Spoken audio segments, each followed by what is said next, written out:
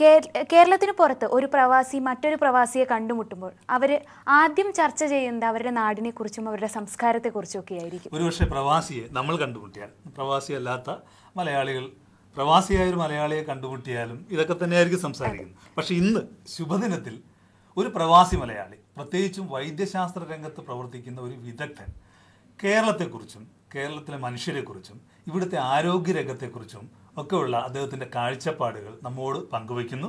ഇന്ന് ശുഭദിനത്തിലെ അതിഥി doctor Roy P Thomas ആണ്. അദ്ദേഹത്തെ നമുക്ക് ശുഭദിനത്തിലേക്ക് സ്വാഗതം ചെയ്യാം. നമസ്കാരം സാർ. നമസ്കാരം സാർ, ഒരു പ്രവാസി മലയാളി എന്ന നിലയിൽ പ്രത്യേകിച്ചും വൈദ്യശാസ്ത്ര രംഗത്താണ് താങ്കൾ പ്രവർത്തിക്കുന്നത്. അപ്പോൾ കേരളത്തിൽ വന്നു കഴിയുമ്പോൾ സ്വാഭാവികമായും താങ്കൾ ഇവിടുത്തെ വൈദ്യശാസ്ത്ര മേഖലയെ നിരീക്ഷിക്കാതിരിക്കില്ല. അങ്ങനെ നിരീക്ഷിക്കുമ്പോൾ താങ്കൾക്കുണ്ടാകുന്ന പൊതുവിലുള്ള ഒരു ഇംപ്രഷൻസ് എന്തൊക്കെയാണ്? കേരളത്തെ വീക്ഷിക്കുന്ന അവസരത്തിൽ എനിക്ക് മാത്രമല്ല, പുറത്തു നിന്നുകൊണ്ട് കേരളത്തിലെ വൈദ്യരംഗത്തെ വീക്ഷിക്കുന്ന മറ്റ് വിദഗ്ധർക്കെല്ലാം തന്നെ കേരളം ഒരു തരം പാരഡോക്സ് ആയിട്ടാണ് തോന്നുന്നത്. ഒരു സമൂഹത്തിൻ്റെ ആരോഗ്യം നമ്മൾ അളക്കുന്നതിന് ചില അളവുകോലുകളുണ്ട്. അതെന്തൊക്കെയാണ് sir? For example, maternal mortality rate, അല്ലെ ഇൻഫൻറ്റ് മോർട്ടാലിറ്റി റേറ്റ്, അല്ലെ ലൈഫ് എക്സ്പെക്റ്റൻസി, ശരാശരി എത്ര വയസ്സ് വരെ ആളുകൾ ജീവിച്ചിരിപ്പുണ്ട്, അല്ലെങ്കിൽ കുട്ടികളുടെ മരണനിരക്ക്, ഇതെല്ലാമാണ് നോക്കുന്നത്. ഇതെല്ലാം നോക്കിക്കഴിഞ്ഞാൽ കേരളം യൂറോപ്പിനോടും അമേരിക്കയോടും അടുത്തെത്തിക്കഴിഞ്ഞിരിക്കുന്നു എന്ന് പറയാം. വളരെ വളരെ അപൂർവമായിട്ടുള്ള ഏഷ്യൻ ആഫ്രിക്കൻ സമൂഹങ്ങൾ മാത്രമേ നമ്മൾ അച്ചീവ് ചെയ്തത് ഈ കാലയളവിനകത്ത് നേടിയിട്ടുള്ളൂ. അപ്പോൾ താങ്കൾ പറയുന്നത് ഈ ആരോഗ്യരംഗത്ത് ഇന്ന് കേരളം കൈവരിച്ച നേട്ടം, ഈ നേട്ടം ലോകത്തിലെ ഒരു വികസിത രാജ്യങ്ങളോടൊപ്പം നിൽക്കുന്ന നേട്ടം. പക്ഷേ ഇത് പോസിറ്റീവായ ഒരു ആസ്പെക്ട്, നെഗറ്റീവ് ആസ്പെക്ട് എന്തെങ്കിലും ഉണ്ട്? നെഗറ്റീവ് ആസ്പെക്ട് അല്ലെങ്കിലല്ലേ പാരഡോക്സ് ആണ്. ഈ ആധുനിക പരിഷ്കാരങ്ങൾ എന്തെല്ലാം രോഗങ്ങൾ മനുഷ്യന് സംഭാവന ചെയ്തിട്ടുണ്ടോ അതെല്ലാം വളരെ വേഗത്തിൽ കേരളീയനും കൈയടക്കി കഴിഞ്ഞു. ഉദാഹരണത്തിന് ഹൃദ്രോഗം, ക്യാൻസർ, ഡയബറ്റിസ്, ഇങ്ങനെയുള്ള ഡിപ്രഷൻസ്, ആത്മഹത്യ, ഇവയിലെല്ലാം പാശ്ചാത്യ സംസ്കാരത്തിന് എന്തെല്ലാം കുഴപ്പങ്ങളുണ്ടോ അതും വളരെ വേഗം നമ്മൾ അവിടെ എത്തിക്കഴിഞ്ഞിരിക്കും. അപ്പോൾ ഇത് ഇത്തരത്തിലുള്ളൊരു മാറ്റം, ഇത്തരത്തിലുള്ള ഈ രോഗങ്ങളുടെ വളർച്ച, അതിൻ്റെ ഒരു ആധിക്യം, എന്താണ് അതിന് പൊതുവായ കാരണങ്ങൾ?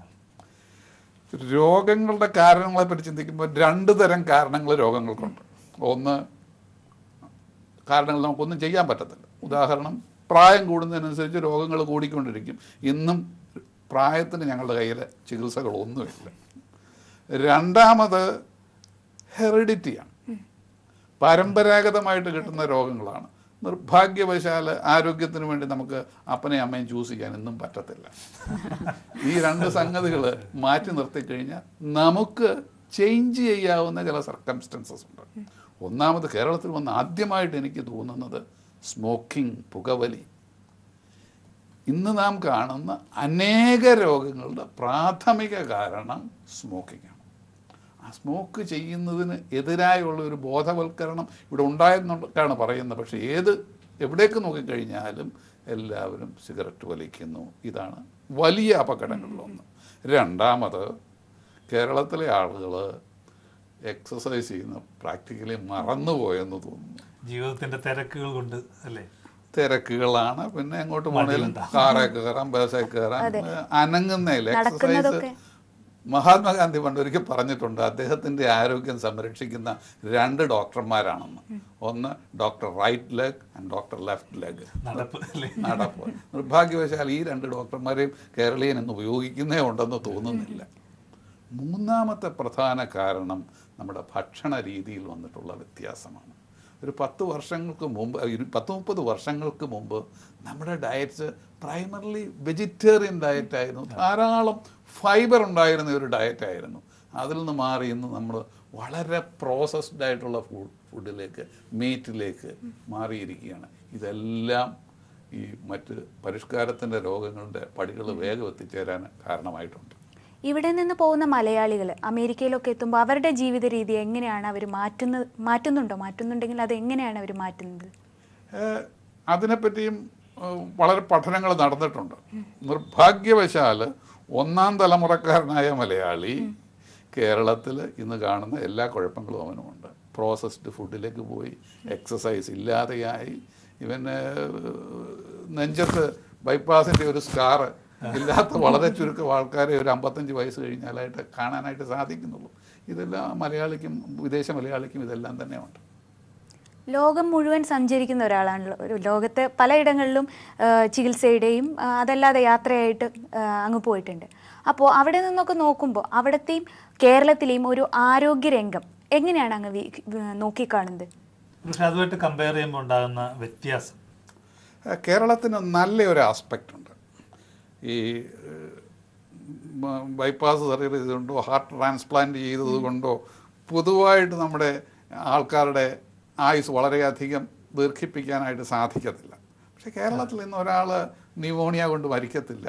ഞാൻ പോകുന്ന അവസരത്തിൽ ഇവിടെ ഉണ്ടായിരുന്ന സാംക്രമിക രോഗങ്ങളെയെല്ലാം നമ്മുടെ ഡോക്ടർമാർ കേരളത്തിൽ തന്നെ കീഴടക്കി കഴിഞ്ഞിരിക്കുന്നു. അതതിൻ്റെ ഒരു നല്ല ആസ്പെക്റ്റാണ്. പക്ഷെ നമുക്ക് എത്താൻ സാധിക്കാത്ത വേറെ ഒരു ആസ്പെക്റ്റ് ഉണ്ട്. എമർജൻസി മെഡിക്കൽ കെയർ, അടിയന്തര വൈദ്യസഹായം.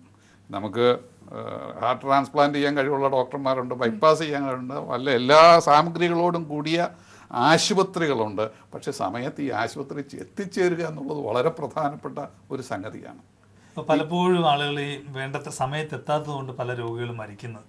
1% രോഗികൾ മരിക്കുന്നതോ അല്ലെ പെർമനൻ്റ് ആയിട്ട് ഡിസേബിൾഡ് ആകുകയോ ചെയ്യാൻ കാരണം ആദ്യത്തെ 30 മിനിറ്റിനകം എന്ത് രക്ഷ അവർക്ക് ചെയ്യാൻ സാധിക്കുമെന്നുള്ളതാണ്. ഞാൻ ചൈനയിൽ പോയി അവരുടെ കൊച്ചു കൊച്ചു ഗ്രാമങ്ങളിൽ കൂടെ യാത്ര ചെയ്തിട്ടുണ്ട് അവരുടെ ഡോക്ടർമാരോടൊപ്പം. ഇവർ കൊച്ചു കൊച്ചു ഗ്രാമങ്ങളിൽ പോലും പെട്ടെന്നൊരു ഹാർട്ട് അറ്റാക്ക് ഉണ്ടായി, ഒരു വലിയ ആക്സിഡൻ്റ് ഉണ്ടായി, രോഗിയെ ആ ശുശ്രൂഷ ലഭിക്കുന്നിടത്തെത്താനായിട്ടുള്ള ഒരു സിസ്റ്റമുണ്ട്. നിർഭാഗ്യവശാൽ നമുക്കതില്ല. എന്തുകൊണ്ടാണ് ഇല്ലാതായത്? ആ രംഗത്തൊരു പക്ഷേ നമ്മുടെ അധികൃതരുടെ പ്രത്യേകിച്ച് മെഡിക്കൽ രംഗത്തെ വിദഗ്ധന്മാരുടെ ശ്രദ്ധ പതിക്കാത്തത് കൊണ്ടാണ്. അതിനൊരു ബോധവൽക്കരണമോ അതിൻ്റെ ആവശ്യമോ ഉണ്ടായിട്ടില്ല. എനിക്ക് വളരെ അടുത്തറിയാവുന്ന ഒരു അനുഭവം പറയാം. എനിക്ക് വളരെ അടുത്തറിയാവുന്ന ഒരാൾ ഒരു കാർ ആക്സിഡൻറ്റിൽ പെട്ട് ഒരു കല്യാണത്തിന് പോകുമായിരുന്നു. കാർ ആക്സിഡൻറ്റിൽ പെട്ട് കഴിഞ്ഞിട്ട് ഇവിടെ കാലിച്ചിര മുറിഞ്ഞു എന്നുള്ളത് മാത്രമേ ഉള്ളൂ. അത് കഴിഞ്ഞിട്ട് എല്ലാവരും പറയുന്നത് കൈ അനക്കുന്നുണ്ടായിരുന്നു, കാലനക്കുന്നുണ്ടായിരുന്നു, എല്ലാം ഉണ്ട്. നാട്ടുകാർ, നല്ല സഹായം ചെയ്യുന്ന നാട്ടുകാർ പെട്ടെന്ന് വന്നു, ഒരു ടാക്സി തടഞ്ഞു നിർത്തി ഇതിലേക്ക് ഇയാളിനെ എടുത്തു കിടത്തി. അതിനുശേഷം അദ്ദേഹത്തിൻ്റെ കാലും കൈയും അനക്കിയിട്ടില്ല. ക്വാഡ്രിപ്ലീജിക് ഉണ്ടായിരുന്നു. ഇൻ ഓൾ പ്രോബബിലിറ്റി നെക്കിലൊരു ഫ്രാക്ചർ ഉണ്ടായിരുന്നു.